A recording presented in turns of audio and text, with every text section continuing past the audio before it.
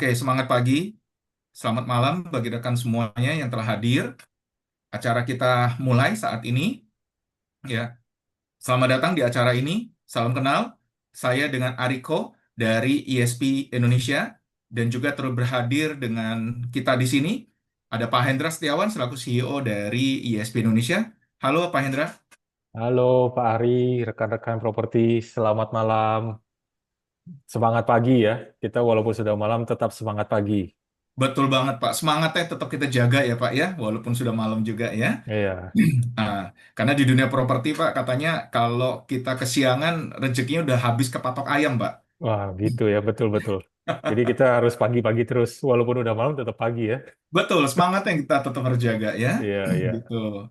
Teman-teman jangan salah nyapa ya, selamat malam nanti jadi selamat pagi.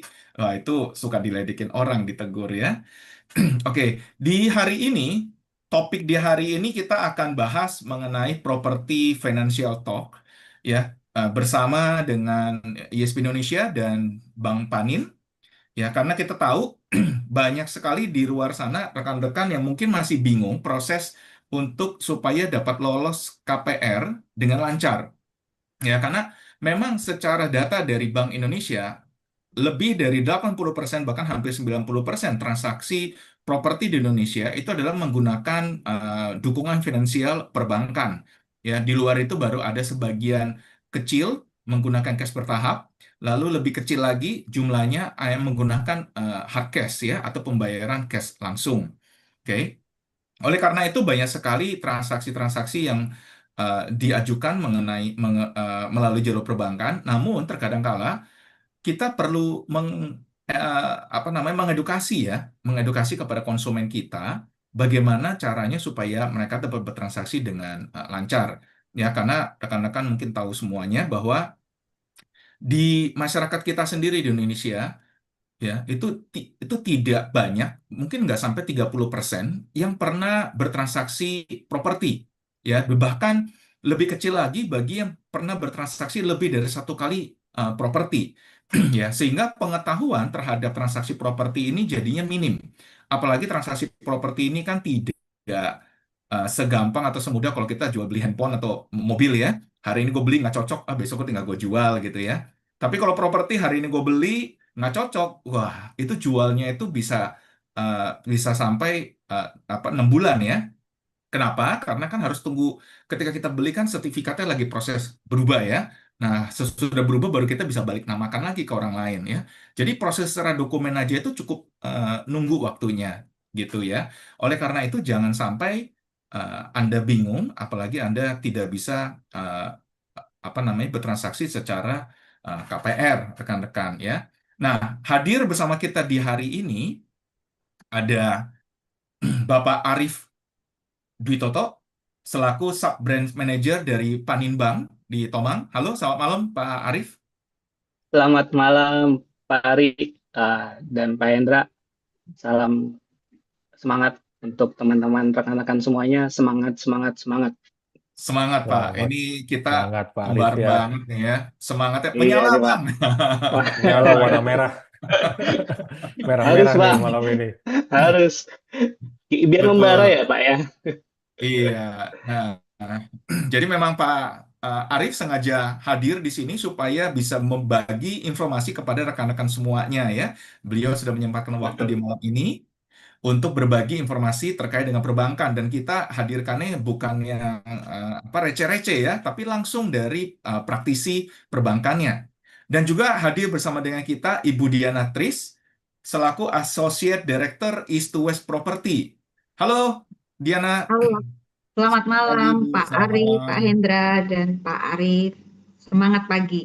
Semangat pagi Semangat, Ibu. Semangat pagi Bu semangat Diana, selamat pagi. malam. Ya, nah ini Bu Diana sama Pak Arif sama sengaja kita undang di hari ini karena mereka berdua yang sering berurusan juga dengan KPR ya, apalagi Bu Diana. Bu Diana boleh sharing-sharing sedikit dulu nggak?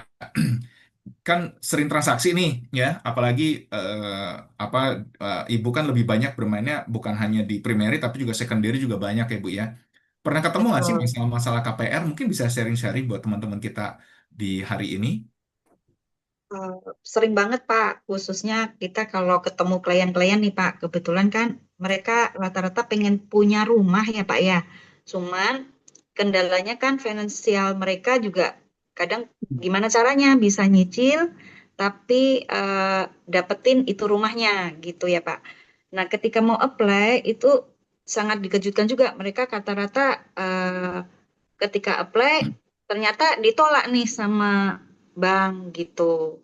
Nah, kita mesti harus kerjasama juga dengan bank ya Pak ya di pihak KPR ini. Kadang ternyata di blacklist nih Pak SLBI checkingnya gitu. Betul, Itu betul itu Bu. kesel banget ya Bu ya. Kayaknya sakitnya di sini semua sakit ya Bu ya. Udah Iya, udah ngarep-ngarep transaksi lancar. Kita bisa bantu konsumen kita memiliki rumah yang cocok. Nggak taunya nyangkut di pembayaran ya Bu ya. iya betul Pak. Itu nggak cuma secondary aja Pak. Kadang kita primary kita sudah apply nih Pak, sudah booking fee ya Pak. Ternyata ketika kita mau bantu apply KPR-nya, BI checkingnya ditolak gitu Pak. Jadi Waduh. kita tadinya mau apa berharap ini sukses ya Pak ya. Kita kalau agent-agent kan juga maunya berhasil, kita sama-sama ini ya Pak ya happy gitu. Agentnya baik happy, kliennya juga apalagi ya Pak dapat rumahnya gitu. Oke, kenapa itu? Kenapa harus BI checking sih? Memang nggak bisa apa Arif checking gitu Pak Arif? Betul Pak, betul Bu Prosesnya memang Diana. begitu ya Pak ya? Betul Pak Ari. Langkah awal Ibu dan Bapak untuk pengajuan KPR adalah gerbang utamanya, gerbang di awal itu adalah BI checking. Kalau sekarang istilahnya slick ya Pak ya, gitu loh. Nah, itu yang langkah awal yang saya berikan kepada agent-agent, saya edukasi dulu gitu loh. Saya lihat untuk konsumennya, kita BI checking dulu. Itulah yang menjadi penentu di awal, Bu.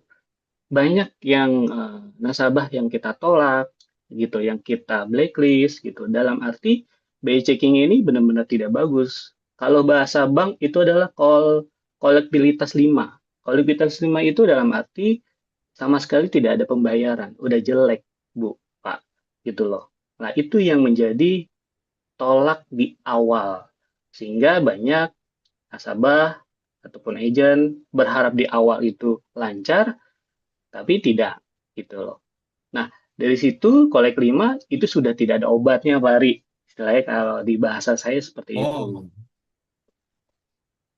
oke. Nah, mungkin boleh berbagi sedikit informasi di awal nih Pak, terutama bagi teman-teman semuanya.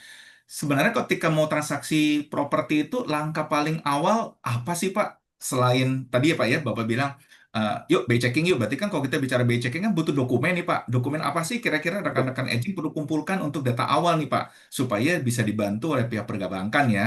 Gitu. Jadi istilahnya seperti saringan awal ya Pak ya, sebelum kita masuk ke yang lebih detail ya, karena kan sesudah itu kan kita harus ada dokumen dari apa pihak penjual atau dokumen dari pihak developer untuk pengajuannya ya Pak ya. Tapi mungkin boleh di-share Pak. Awal-awal apa sih yang harus kita siapkan supaya eh, memperkecil resiko eh, penolakan di awal ini nih Pak. Ya, betul, Pak Ari. Langkah awal yang kita minta untuk persyaratan BI checking adalah sebenarnya simpel. Itu KTP suami istri, NPWP. Cukup itu aja dulu, gitu loh. Banyak yang ada bank-bank lain, dia harus butuh form ataupun langkah selanjutnya. Tapi kalau saya adalah, Ibu cukup kirim aja ke saya KTP suami istri NPWP. Itu yang bisa menjadi langkah awal untuk kita BI checking. Nah, berapa lama sih BI checkingnya kan pasti akan nanya, Mas, berapa lama sih BI checking itu? Nah, prosesnya itu cepat. Misalnya Ibu atau Bapak kirim ke saya dokumennya, saya BI checking di jam 9 pagi, jam 2 siang sudah keluar gitu, ataupun sore paling lama. Nah, itu kan sudah kelihatan ya Pak ya, gitu loh. Itu jadi melihat ini akan diteruskan atau tolak di tempat gitu. Ya lebih baik kita fair di depan gitu loh. Ini tidak bisa diteruskan ya, gitu sih Pak Ari. Cukup simpel lah untuk Wah, ini sangat membantu ya. betul, cukup KTP sama Mm-mm. NPWP aja gitu loh. Nggak perlu ada form ataupun segala macam. Oke, Bu Diana ini jadi membantu sekali bagi rekan-rekan agent di lapangan ya Bu ya. Simpel banget ya tadi kalau dengar dari Pak Arif ya, cukup KTP sama NPWP suami istri Betul. jika ada. Dan itu bisa dilakukan oleh siapa saja dari broker properti ya Pak. Maksudnya memang dari broker properti itu memang dikasih channel khusus oleh pihak perbankan untuk melakukan atau berkolaborasi dengan orang perbankan untuk BI checking ya Pak ya. Betul Pak Ari. Itu kan gerbang yang di kita itu adalah di agent. Agent kan pasti akan minta data pihak klien ataupun nasabah ya Pak. Kita mintakan Ya, aja betul ke betul. agent-agent. Bu, Pak, kirim aja dulu KTP sama NPWP-nya Ya, NPWP. gitu. Itu ya akan jadi penerusnya ke klien, akan dilanjutkan atau tidak gitu loh. Dari situ aja sudah kelihatan. Kalau tidak, kalau saya bilang hasilnya sudah ada, kali kelima saya bilang Bu, nggak usah dilanjutin, akan capek-capek waktu, capek waktu, capek tenaga, apalagi capek dana sekarang. Gitu sih Pak. Oke, Ya, Pak Arif, gimana Bu kadang berarti suka cukup Diana? cukup. Pak Arif Ya, kadang suka Pak ada Arif. pertanyaan. Ada orang yang Mm-mm. nggak punya NPWP, masih bisa nggak tuh BI checking? Nah, NPWP itu semua orang udah pasti dapat NPWP Pak, ataupun terbit NPWP. Nggak mungkin, kecuali suami istri. Otomatis istri akan numpang jadi satu dengan suami. Gitu. Kalaupun either nggak ada NPWP sama sekali, nggak apa-apa. Saya butuh KTP dan kartu keluarga. Ya nggak hanya terpaku dengan NPWP lah. Gitu. KTP dan kartu keluarga. Gitu Pak. KTP dan kakak itu wajib ya Pak ya? Wajib, Wajib. betul. Ya. Nah, menarik banget nih Pak Arif. Kebetulan pernah punya pengalaman nih Pak. Kan biasanya tuh konsumen kalau dimintain terlalu detail banyak-banyak di muka, biasanya kan males juga nih ya Pak ya. Nah, itu cukup simpel tuh Pak, hanya KTP dan NPWP untuk apply ya Pak ya.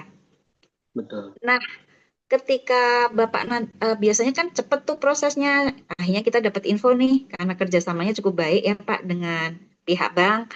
Nah, ketika kolek 5 berarti itu adalah seperti warning nih, berarti ini nggak bisa nih kalau mau dilanjutin nih, ya kesempatannya akan kecil ya Pak ya. Nah, kemarin terjadi nih Pak, kejadian yang ternyata itu masalahnya sepele sekali, Pak.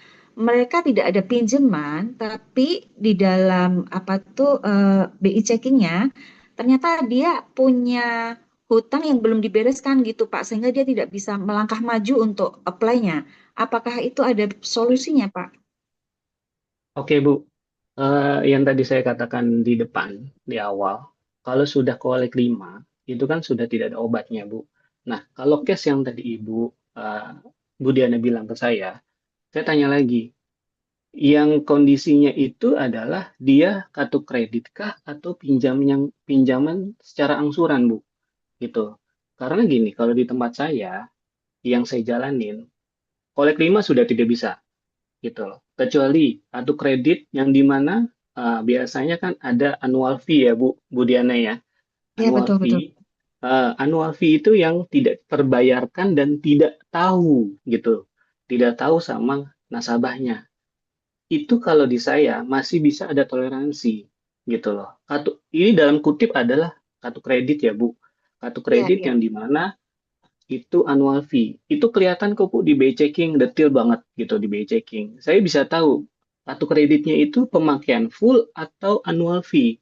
Kalau saya bilang annual fee, ini masih bisa ada toleransi di tempat saya. Dengan cara apa? Bapak atau Ibu harus lunasin dulu dan tutup ya Bu ke banknya asal gitu. Itu masih bisa di tempat saya.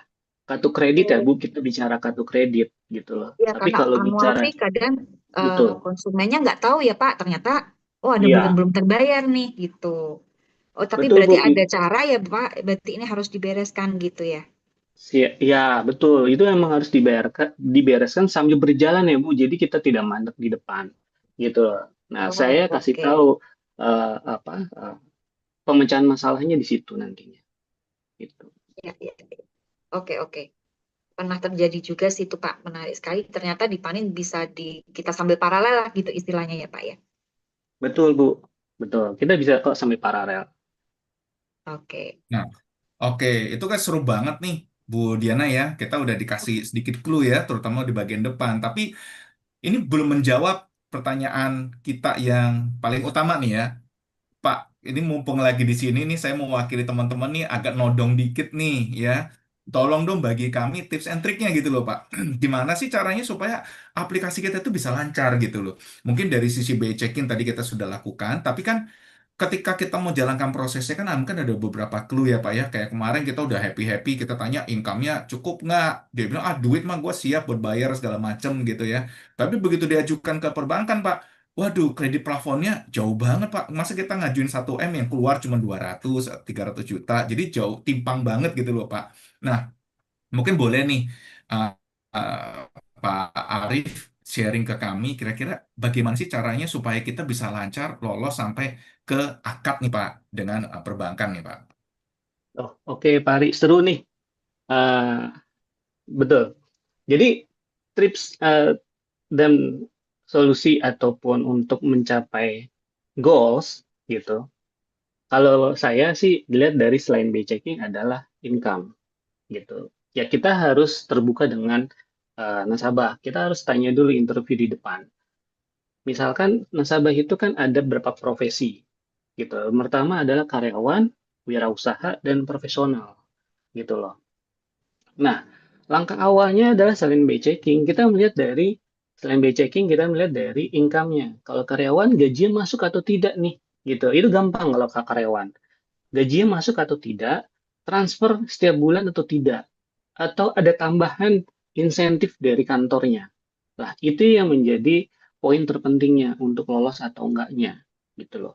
Ada banyak misalnya nasabah dia sebenarnya tahu gaji saya masuk gitu loh.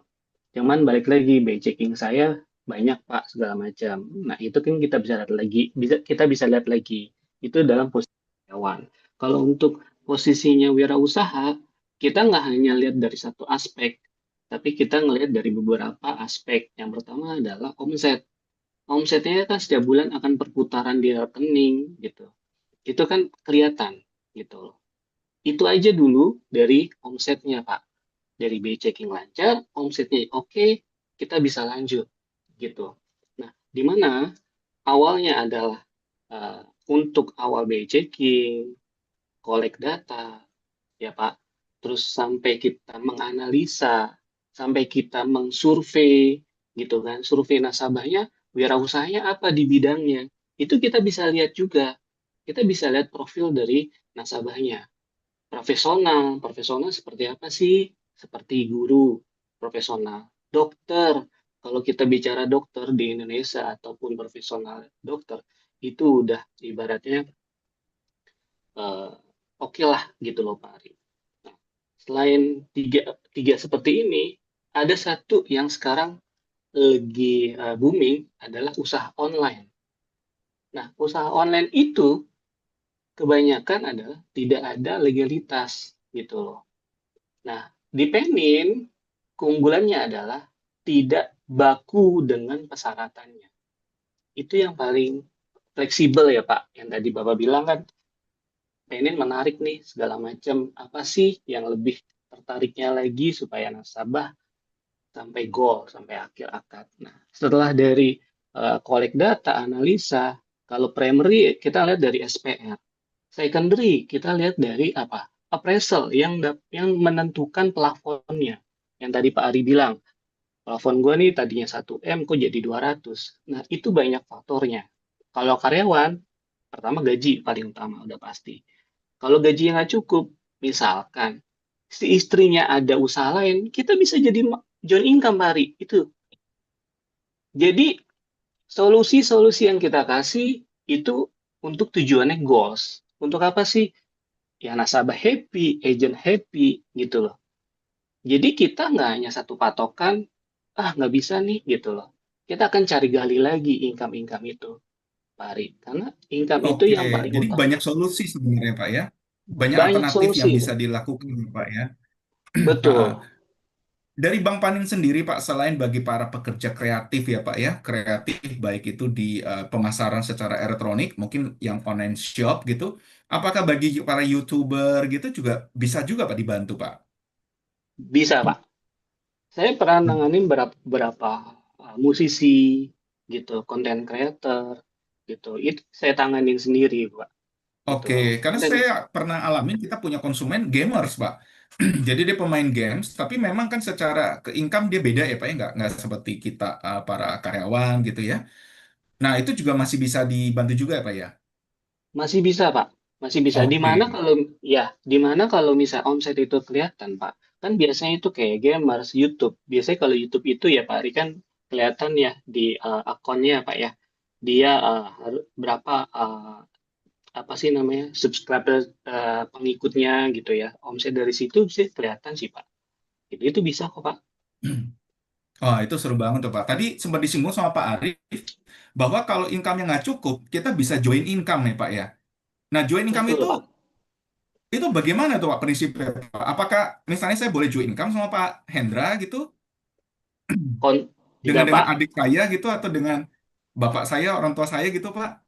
Satu Apakah ada RT bisa batasnya gitu? join mungkin ya. Iya, kita bisa kolektif nih ya.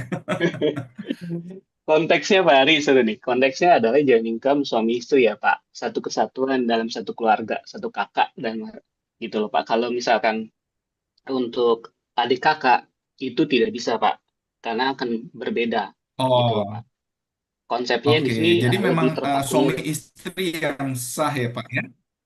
Betul, betul Pak. Kuncinya mungkin satu kakak tadi itu ya Pak Arif ya. Oke. Satu kakak suami istri ya Pak. Kalau Satu kakak adik ya. kakak, ya kalau adik Walaupun kakak kita adik tidak kakak, bisa. walaupun satu kakak nggak bisa ya. Oh. Betul Pak, tidak bisa. Karena kan akan punya kehidupan sendiri-sendiri ya Pak. Hmm. Gitu loh. Walaupun kakaknya satu ya. Betul. Hmm. Apalagi Misalkan kalau nih, sama Arif, suami kalau atau istri orang lain ya, itu lebih gawat lagi harusnya. iya, Pak Arif mau tanya, kalau misalnya satu kakak tapi orang tuanya support anaknya bisa nggak Pak join income-nya? Saat ini Bu, jujur kita belum bisa Bu, gitu. Kita belum bisa untuk kalau misalkan dulu kita bisa namanya PG Bu, personal Oh, guarantee. Nah, untuk tahun ini kita tidak bisa pakai personal guarantee, gitu loh. Karena memang personal guarantee itu mendongkrak anaknya punya income tidak cukup. Tetapi kan ada satu hal kejadian anaknya ini tidak meneruskan KPR-nya gitu loh. Ataupun oke. kebalik, orang tuanya yang tidak bisa meneruskan lagi untuk mendoping anaknya punya income gitu. Ketimbang nanti di tengah-tengahnya kolaps gitu, lebih baik direksi menyatakan tidak bisa PG lagi gitu, Bu. Oke. Jadi hanya bisa untuk satu kakak tapi suami istri ya Pak ya? Suami istri, Bu. Betul. Oke.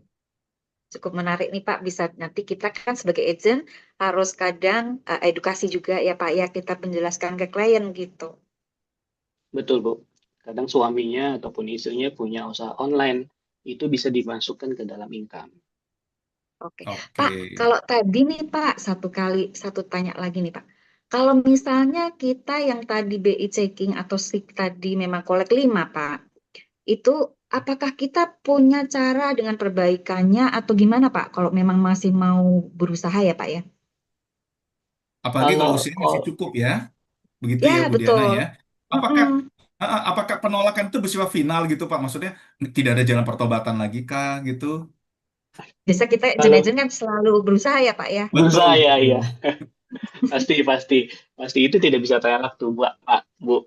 Nah, tapi kalau bicara dengan kolektabilitas 5, itu tidak ada obatnya lagi, Pak Ari. Tidak ada pertobatan lagi. Karena kolek 5 itu adalah data di awal.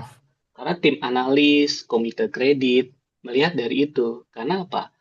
BI checking atau slick itu adalah karakter, Pak. Betul ya?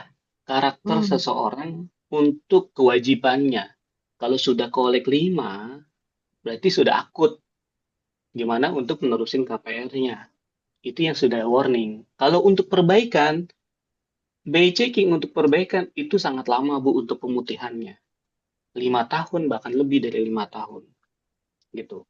Jadi kalau misalnya dibilang, nanti saya akan bayar lunas nih, gitu. Akan janji-janji, ya mohon maaf, gitu. Lebih baik saya bilang apa adanya di depan, ketimbang saya bilang, bisa Bu, bisa, tapi ujung-ujung tidak bisa Bu Diana. Kan jadinya nanti kita terputus Oke. hubungannya kan.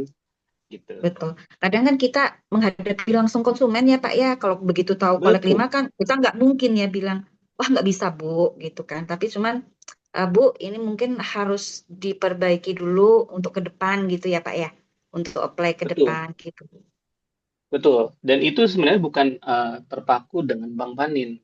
Mayoritas bank rata-rata sama. Kalau sudah bicara kolek 5, apalagi bentuknya angsuran, itu tidak ada obatnya, Bu. Gitu. Batas tadi Pak, misalnya batas tadi kan paling final adalah kolek 5 ya Pak ya. Itu batas kolek berapa yang masih di-approve ya Pak ya? Yang masih Sama ada kolek bank. toleransi selain kolek 5 di tempat saya, kolek 2 itu masih ada toleransi. Tapi kita lihat lagi, kolek 2-nya seperti apa, Bu? Kalau misalnya kolek 2-nya setiap bulan gitu, dan itu misalkan hanya satu kredit, ya saya masih bisa toleransi. Tapi kalau misalnya kolek kolek 2, di mana kartu kreditnya ada 10, di mana semuanya 10-10 ada kolek 2, nah itu bisa dikatakan karakter juga, Bu, gitu loh. Oke, oke. Oke, oke. Wah, itu seru banget ya Bu ya. Jadinya Iya, dapat pencerahan lagi nih ya dari Pak Arif bagi rekan-rekan kita semua ya. betul Pak Arif. Oke. Nah, selain bicara mengenai slick nih Pak atau kolektibilitas ya Pak ya. Selain itu, apa lagi sih Pak yang kira-kira harus diperhatikan nih Pak? Nah, uh, mungkin sebelum yang dari sisi data dulu ya Pak ya. Sebelum kita bertanya nih kepada Bapak nih, kira-kira apa nih yang bisa dipilih gitu ya Pak ya, suku bunga kah atau program apa yang bisa ditawarkan ke konsumen kita nih Pak? Oke, jadi tadi selain BI checking, kita ada eh, program suku bunga yang di mana itu suku bunga, bunga kita KPR-nya sangat bagus, Pak. Itu fix berjenjang. Fix berjenjangnya itu tanpa floating. Jadi mana sudah kelihatan, kita bunganya transparan, Pak, kita bilang. Gitu. Kita transparannya dalam arti apa? Dari awal sampai dia berakhir KPR itu sudah terlihat dia. Angsuran berapa sih di 3 tahun pertama, 3 tahun kedua berapa sih, nanti selanjutnya di tahun ketujuh sampai selesai itu berapa sih, gitu loh. Nah itu yang menjawab dari kegelisahan setiap nasabah ataupun klien. Kadang ditemuin di lapangan Pak Ari ataupun Bu Diana, banyak konsumen pasti akan bilang, kalau di tahun ke-6 berapa bunganya, berapa angsurannya? Kadang ada yang kapok, Pak. 3 tahun pertama dia angsuran misal 5 juta. Di tahun keempat angsurannya bisa naik 2 kali lipat gitu. Nah, itu yang bikin kaget ya Wow, gitu. Tapi dengan hadirnya Penin, jujur ini terbantu karena dia akan memposting gitu. Dananya dia, angsuran sudah terlihat nih, misalkan angsuran di awal 5 juta. Paling tinggi berapa sih? Oh, di 7 juta. Tapi 7 jutanya itu di tahun ke-10, di tahun ke-8. Jadi sudah terlihat Pak Ari gitu loh. Kemudian, nah itu yang jadi poin unggulan kita. Jadi bunga kita itu adalah bunga fix berjenjang dalam arti transparan, Pak. Gitu. Menarik oh, nih sih Pak, karena konsumen itu kebanyakan yang sering ke kita itu menanyakannya eh, pasti akan tanya promo apa yang menarik gitu kan Pak. Betul. Terus bunga apa yang rendah tapi mengamankan kita tidak floatingnya terlalu tinggi gitu ya. Itu. Betul. Berarti Betul, tadi Bu. Itu ya. sarannya adalah Pak itu boleh ya Pak. di-spill nggak sih Pak? Bunganya mulai berapa sih Pak? Bunga kita itu ada di mulai 6,75 3 tahun pertama. Paling 6,75 tingginya 3 bagaimana tahun. Pak? Paling Terutama tingginya di di floating. 9, kita kita paling tinggi 9,9 Mbak Ari. Itu sampai 15 tahun. Pak Ari ataupun Pak Diana, rekan-rekan semuanya, agent, boleh cek secara survei. Bunga floating itu antara 12,5 sampai 13,5. Kita masih di bawah 10, 9,9. Itu sampai 15 tahun. Gitu, Pak. Jadi kelihatan banget, Pak Ari. Gitu, Bu Diana. Bunga kita itu Oke. transparan sekali. Oke. Pak, boleh tanya nggak nih? Bisa di-spill nggak? Kira-kira usia kredit itu atau tenor ya Pak ya, itu bisa berapa lama Pak? Karena saya dengar kan perbankan bahkan ada yang menyediakan 15, 20, bahkan ada yang 30 tahun gitu ya Pak ya. Nah, kalau di Panin sendiri bagaimana nih Pak? Kalau DP-in kita maksimal ada sampai 20 tahun, Pak. Gitu loh. Tergantung dari permintaan nasabah, tapi kita maksimal sampai 20 tahun gitu. Dan di mana kalau misalnya sampai 20 tahun itu biasanya adalah untuk karyawan gitu. Kalau wirausaha pasti akan melihat dari cash flow-nya gitu. Atau dia nggak mau ngambil panjang-panjang. Kebanyakan sih 8 tahun sampai 15 tahun. Idealnya. Tapi secara saya orang perbankan, saya ideal itu antara 10 sampai 15 tahun. Kita bisa menyediakan sampai 20 tahun, Pak. Gitu.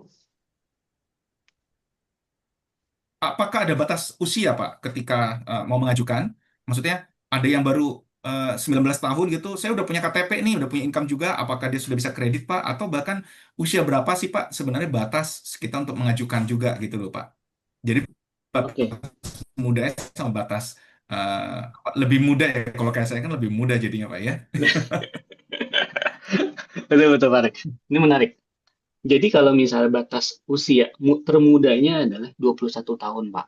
21 tahun. Walaupun misalkan 19 tahun, 20 tahun dia sudah punya KTP, pasti Pak Ari akan berpikir, saya kan udah punya KTP. Betul, punya KTP, tapi dia belum cakap hukum. Kita minimal 21 tahun. 21 tahun itu adalah idealnya untuk mendapatkan kredit. Dan ini yang paling enak, Pak. Kita maksimal karyawan itu 55 tahun. Wirausaha profesional 60 tahun. Tapi kita nggak baku di situ, Pak. Misalkan usia karyawannya sudah 45 tahun. Dia mau ngambil 20 tahun tenornya. Kita nggak baku. Asalkan kita tanya, Bapak punya nggak? Ataupun berikan ke saya surat keterangan dari perusahaan, usia pensiunnya sampai berapa? 65 tahun. Masukin, Pak. Kita bisa. Gitu, Pak. Dan kalau misalnya wirausaha, Oke, jadi dia tidak baku sampai semua itu, 65 Pak, ya. tahun ataupun lebih. Betul, betul. Jadi nggak terpaku sih itu, Pak Ari. Gitu loh. Jadi maksimal 55, Profesional juga sama, Pak. Profesional juga sama profesional ya sama. dengan pengusaha ya. Pengusaha sama, Pak, 60 tahun. Oke. Berarti seperti kita bisa masuk juga nih Bu Diana ya. Kan kita kalangannya pengusaha ya. Pengusaha rupiah setiap hari itu kita, Pak. Iya, betul. Betul, Pak. Betul, Pak. Sampai 60 ya, Pak? Oke. Sampai Ini 60. ini seru nih, Pak. Pak Arif. Kalau bagi agent properti bisa nggak sih ngajuin perbankan? Kalau bisa, bagaimana nih caranya nih, Pak? Betul. Saya pernah kok, Pak, dulu ya. Agent properti itu bisa saya ajukan. Konteksnya adalah harus untuk income-nya 6 bulan ataupun 1 tahun untuk income-nya. Karena kita melihat dari dia punya insentif ataupun komisi gitu. Itu tidak bisa menutup kemungkinan bisa kita ajukan, Pak. Gitu loh. Oke, berarti lebih mudah ya, Pak ya, kalau bagi agent properti ya, seperti kami-kami ini semua ya, Pak ya. Betul. Tapi mungkin Kayaknya komitmen Pak ya, Ari Pak ya. langsung tertarik nih deh Pak Ari. Oh Ya. iya nih, masa nanti kita ngebantuin orang tapi nggak Saya ada. apply untuk Pak Ari ya Pak. Oke. Iya. Pak, ada satu lagi Oke, nih, lalu saya ada pertanyaan nih. penasaran. Ah, Itu kalau silakan. misalnya dipanin nih Pak, kita kan di secondary itu kadang ada unit-unit yang dijual itu BU ya Pak. Nah di situ tuh kadang kan dia itu eh, ada OS, ada outstanding di bank. Jadi kayak semacam take over gitu. Kalau misalnya dipanen bisa nggak Pak? Pak Arif? Bisa, Bu. Kita bisa. Kita take over murni Prosesnya? ataupun Oh, proses oke sama, oke. Bu. Kita proses sama. Bunga kita juga general. Dalam arti kita untuk secondary ya, untuk take over, untuk jual beli, take over murni, take over jual beli itu kita bisa. Tenornya juga kita sama. Kita nggak bedain gitu. Nanti kita hutang yang di bank di sana kita akan lunasin. Itu bisa. Itu keunggulan kita juga, Pak Ari Budiana. Yang dimana sih di bank-bank lain mungkin ya untuk take over jual beli masih belum Belum bisa ya. mau dulu. Betul, betul. Benar ya Betul. Bu Diana ya? Iya, berarti kalau take over jual beli itu tidak usah repot-repot nih, penjualnya itu melunasi dulu kan ya Pak ya? Betul, betul. menarik sekali nih Pak Ari. Karena kadang kan penjual tuh jual butuh ya Pak ya. Jadi dia jual pengennya diselesaikan dengan mudah ya Pak tentunya. Betul, betul Pak. Bu, jadi kalau misalnya penjual yang BU, dia akan jual ya dengan apa adanya. Dia masih ada outstanding gitu. Ya itu take over jual beli kita bisa untuk proses Bu Diana gitu loh. Ada yang membedakan nggak Pak antara take over jual beli dan take over yang murni Itu prosesnya? nggak ada Bu. Proses sama Bu. Kita proses sama. Proses sama. Yang membedakan nantinya kalau setelah akad, jadi dana yang kita akan tahan itu Bu, itu ada. Da- karena kita Bang Panin belum terima jaminan asli. Misalkan sisa Ya hutang betul. nih, sisa hutang 200, plafonnya yang diajukan 1M gitu. Kita akan cairkan yang 800, 200-nya kita hold dulu sampai jaminan kita ambil berbarengan sama pihak penjual. Karena kita sama-sama aman ya Bu Diana. Ya Bang betul betul Panin betul. aman gitu, konsumen aman gitu loh Bu. Oke, menarik sekali Pak, karena ini membantu banget buat kami para agent ya Pak ya, untuk membantu transaksi jual beli gitu. Nah, Betul. kalau di Bank Panin Pak, apakah ada minimal plafon Pak Ya, untuk betul KPR? Bu. Ini saya mau sampaikan juga. Di Bank Panin minimal plafonnya adalah 750 juta. Gitu Bu. Oh, Plafon oke. ya Bu, Ya, 750 ya. juta. Dia di bawah Maksudnya itu 70 bawahnya gimana tuh Pak? Ditolak atau bagaimana? kalau dibilang tolak, kita bukan tolak Pak, tapi kita ya tidak bisa lanjutkan Pak. Kalau ditolak kan memang kita ada surat Tidak tolak bermain Pak. di batas bawah Betul, tersebut ya. betul. Oke. Itu tadi plafon bawah ya Pak. Kalau plafon atas ada nggak Pak? Plafon atas kita itu ya nggak ada Pak. Bapak mau plafon Unlimited ya Pak ya? besar, unlimited misalkan Unlimited. 20 Oke. M, 30 M. Ya masih ranah yang saya Pak. Ibaratnya kalau 30, kalau lebih dari 20 kita harus kantor pusat. Itu yang bedain adalah waktunya aja Pak. Karena kita harus persetujuan direksi kantor pusat gitu. Oke, ini seru banget ya. Tapi karena waktu juga terus berjalan nih Pak, ya, ini sudah mulai ada beberapa pertanyaan. Sebagian sudah terjawab tadi oleh penjelasan dari Pak Arief dan juga eh, mungkin kasusnya tidak beda jauh dengan yang disampaikan Bu Diana, ya. Mungkin kita boleh masuk ke sesi Q&A. Bagi rekan-rekan yang mempunyai pertanyaan, mungkin boleh sambil di chat, ya. Silakan diketik di kolom chat. Saya akan bacakan yang sudah masuk dulu ya.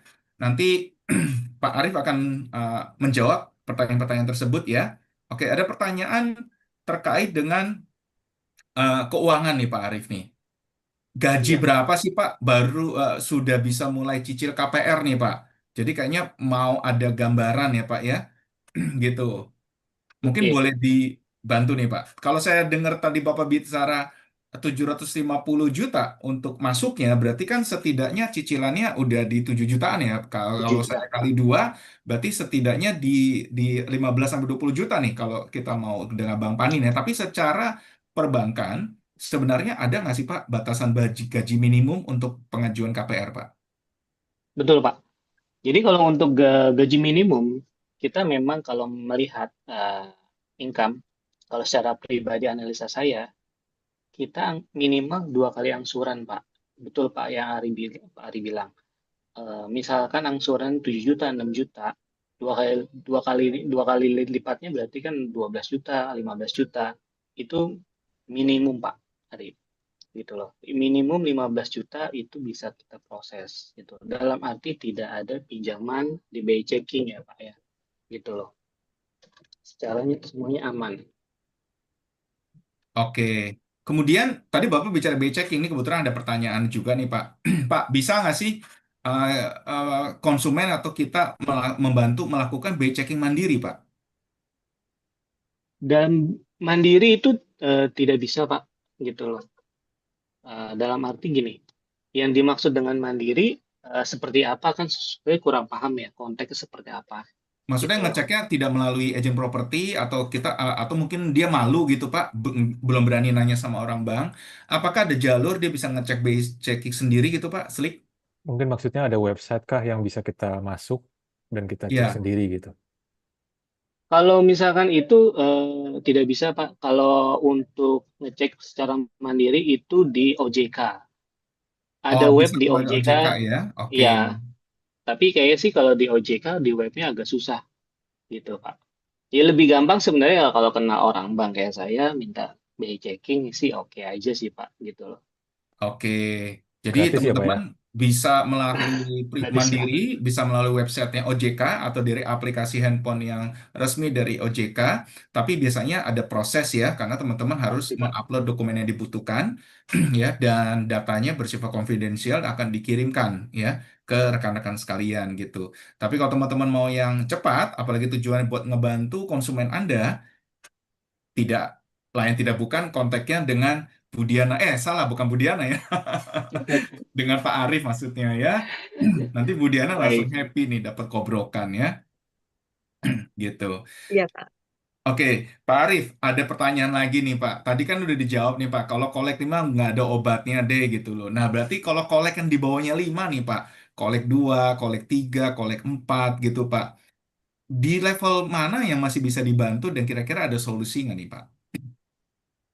Level yang masih bisa ada toleransi di tempat saya di kolek 2 Pak. Yang tadi saya sebutin ya Pak, di kolek 2 itu masih ada toleransinya Pak. Gitu. Tapi kalau Oke, bisa di kolek 3, saya lihat lagi di BI checking. Kolek 3-nya di posisinya di bulan apa? Misalkan sekarang di bulan Juni, kolek tiganya di bulan April ataupun di bulan Februari, hanya satu gitu kolek tiganya, hanya satu Pak. Itu masih ada toleransi gitu Pak. Tapi yang tadi saya bilang, kalau misalkan dia setiap bulannya betul turut sampai tahun kemarin dia kolek 2, kolek 3, nah itu agak susah Pak karena karakter sudah pasti saya tebak oke. gitu. Kalau kolek 4 sama dengan kolek 5 kah?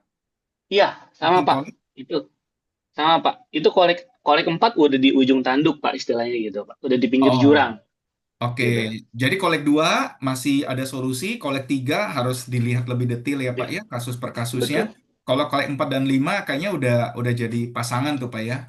Iya, Udah jadi sudah pasangan mau pasti Pak. ditolak langsung. Oke, bagus. Oke Pak, ini ada pertanyaan dari Bu Diana Sihaan. Beliau bertanya, Pak, kalau berapa sih idealnya gaji untuk joint income kalau mau beli rumah harga 900 juta nih, Pak Arif? Cuman ini belum dijelaskan ya 900 juta ini rumah secondary atau rumah primary ya. Jadi mungkin kita ambil umum aja ya Pak ya, kita anggap aja ini rumah secondary gitu Pak. Oke, kalau misalkan untuk plafon 900 yang untuk joint income itu di posisinya yang tadi saya bilang Pak. Kalau 900 sekitar 8 juta ya. 8 juta berarti dua kali per sekitar. Joint income berarti 20 Pak. 20 joint income ya Pak. Berarti istrinya misalkan 10 ataupun 12 juta, suaminya 12 juta juga. Itu masih bisa masuk Pak. Gitu. Oke, jadi rumusnya teman-teman yang tadi disampaikan Pak Arif paling gampangnya beginilah teman-teman. Anda mau beli rumah di angka 900 juta, berarti cicilannya kurang lebih itu di 9 juta atau 8 juta ya. Cicilannya Ya, kurang lebihnya. Nah, kalau kita berasumsi 900 juta cicilannya di 8 juta sebulan, income-nya harus 2 kali lipat. Nah, berarti minimal 16 juta nih. Ya, itu yang minimal teman-teman. Tapi kalau mau cari safe, aman, sebaiknya paling nggak 2,5 kali atau 3 kali lipat lah ya, supaya lebih lancar untuk pengajuannya. Karena kan namanya orang hidup, berkeluarga, tentunya kan pasti ada income-income yang ada pengeluaran yang lain ya. Mungkin ada kredit betul. yang berjalan, atau ada pengeluaran terutama sudah punya anak ya, Berkeluarga, sekolah dan betul. lain-lainnya, itu berpengaruh juga dengan apa namanya? Saya lupa itu pas satu istilah nih. Apa kesanggupan dia bayar itu namanya apa tuh Pak ya? Ada istilah tuh keren itu tuh istilahnya. DBR Pak. Oh, DBR, yes, yes, yes. Iya, Ah, DBR. iya, iya. Ya, jadi Kalau bahasa DBR-nya tuh bank. supaya bisa masuk gitu ya Pak ya. Dia Betul. rasionya ya. Mm-mm. Betul. Oh iya Pak, banyak bank-bank lain dia bilang berapa persen sih idealnya untuk dapat plafon gitu ya Pak. Kalau berapa ideal berapa persen, saya nggak menyebutkan berapa persennya. Karena kalau saya sebutkan berapa persen, ini berarti kan sudah baku ya Pak, gitu. Karena saya pun melihat dari yang BCK-nya, keluarganya, berapa anak, gitu. Makanya tadi saya bilang, secara sederhananya, yaitu Pak, minimal 2 kali lipatnya dari angsuran. Oke, nah berarti ini kebalikannya nih Pak ya. Ada pertanyaan dari Wiwin. Wiwin Yarniatu bertanya, Pak, kalau gaji joint income-nya 15 juta, berarti bisa cicil rumah yang harga berapa gitu kan? Nah, ini kalau kalau kalau saya pakai rumus yang dibocorkan Pak Arif bagi kita nih teman-teman ya, kalau 15 juta berarti cicilannya kurang lebih di 7 juta ya. Kalau cicilan 7 jutaan berarti bisa beli rumah tuh yang harga 800 juta tuh. Betul ya Pak ya? Gitu. Betul Tapi Pak, betul. dia mau save itu pengalaman saya ambil sepertiganya kalau beli rumah itu 500-600 juta gitu. Ya, mungkin ada tambahan ya dari Pak Arif juga. Ini ada pertanyaan dari Room Pro Max. Dia bertanya begini nih Pak, kalau sudah pemutihan, apakah bisa kembali berhutang nih Pak? Jika hutangnya itu sudah terlunasi dengan sita. Maksudnya mungkin dia ada kredit mobil atau ada kredit rumah, tapi sudah berakhir dengan penyitaan Pak gitu. Apakah itu dihitung pemutihan dan bisa mengajukan kredit lagi Pak? Kalau untuk pemutihan yang tadi saya bilang Pak di awal, pemutihan itu akan lama untuk sembuhnya Pak. Dalam arti eh, 5 tahun lebih itu masih ada kelihatan Pak. Terus satu lagi adalah dia ini koleknya yang tadi Pak Ari bilang secara penyitaan ya Pak ya. Kalau Betul. di dalam penyitaan di batching itu kelihatan banget Pak. Itu kelihatan dan itu tidak ada obatnya Pak. Kalau untuk berhutang lagi gitu loh. Karena itu udah fatal sih Pak menurut saya ya. Itu. Karena di BCG itu akan terlihat gitu loh. Hutang dihapuskan gitu loh, Pak. Nah, hutang dihapuskan itu tapi masih ada nominalnya. Nah, itu yang dalam arti secara lelang gitu, Pak. Itu tidak ada obatnya, Pak. Lebih baik saya bilang seperti itu. Gitu.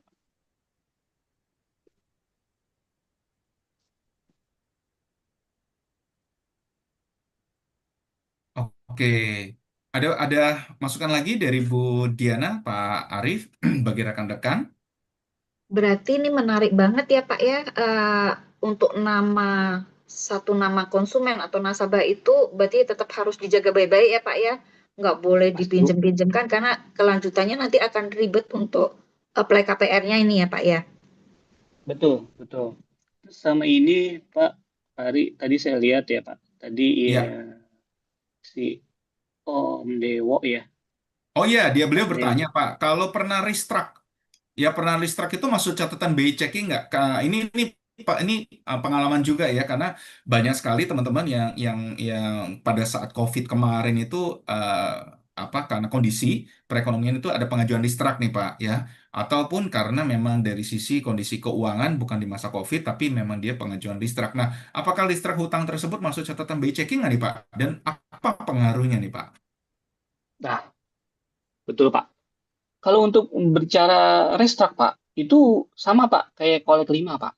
Walaupun dia ini posisi lancar. Restock itu bahasa bank, Pak. Walaupun itu di masanya COVID. Saya kasih spill dikit ya, Pak ya. Restock ya. Kalau restrukturisasi itu di masa COVID, Bapak ataupun Ibu infokan ke para klien untuk cabut bendera flag restruknya, gitu, Pak. Agar apa? Kalau misalkan masih ketempel di BI checking, itu restock itu tetap tercatat di BI checking, Pak, di Slick. Kalau itu masih tertempel di BI checking, bank dimanapun itu akan tolak biasanya. Ataupun itu pahitnya seperti itu. Tapi ada bank kalau melihat restruknya itu, dia akan tanya, Pak, restruknya kapan? Terus bagaimana sekarang sudah lunas atau belum? Gitu. Itu masih ada kita bicara ya toleransi ada sedikit, tapi akan susah gitu, Pak.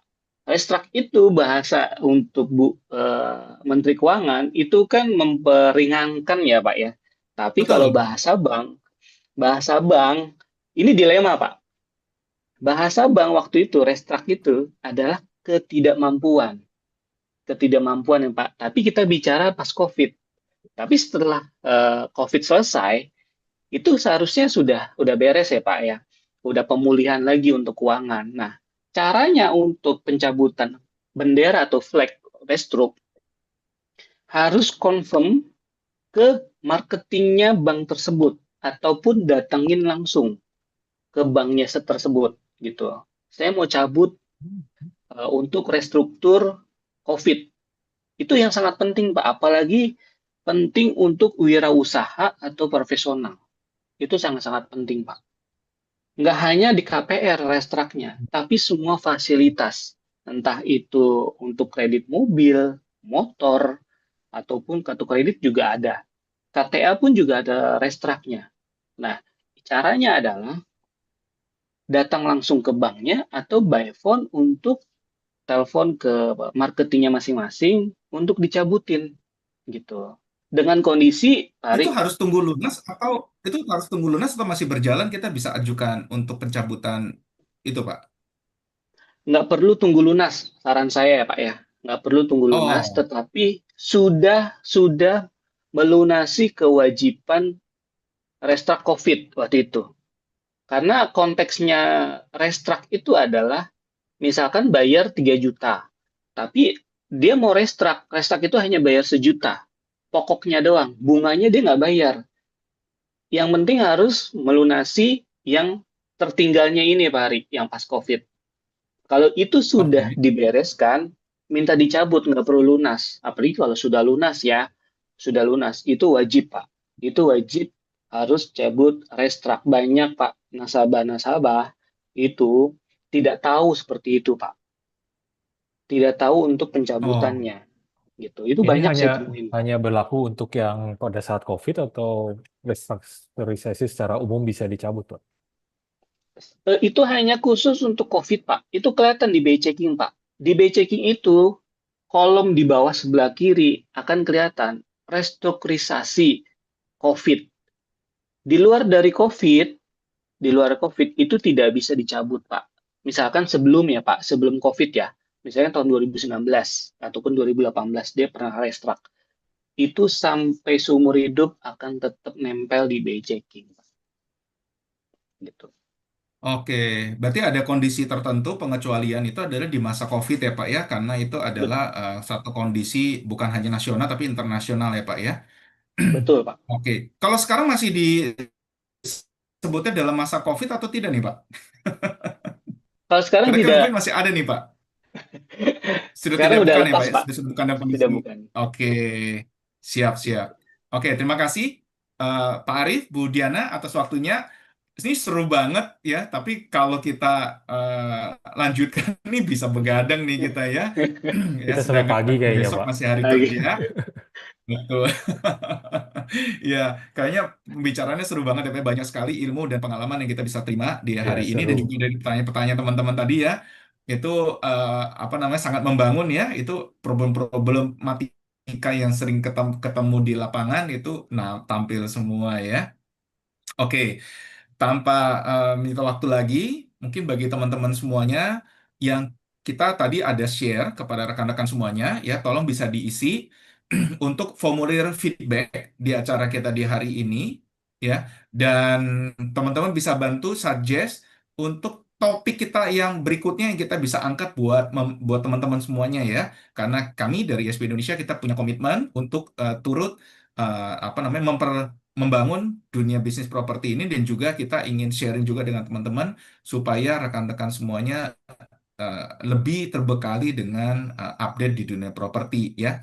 Dan untuk di minggu depan, hari Kamis minggu depan jam 8 malam juga, kita akan ada topik baru ya. Topik berikutnya itu adalah terkait dengan take over KPR ya. Karena seperti tadi teman-teman dengar kalau KPR-nya sudah lewat dari masa fixnya, udah mulai masuk float, itu ada jalan lain untuk menurunkan lagi suku bunganya, yaitu dengan solusi take over KPR ya. Tapi teman-teman jangan bingung dulu, jangan stay tune ya, dan ikut di minggu depan ya. Jangan berkira take over KPR maksudnya, oh Pak, saya sudah floating nih Pak, jadi tolong nih Pak Hendra di take over KPR. Bukan begitu ya teman-teman ya. Tapi ada solusi perbankan yang bisa membantu rekan-rekan semuanya. Oke, stay tune dan kita akan kembali di minggu depan.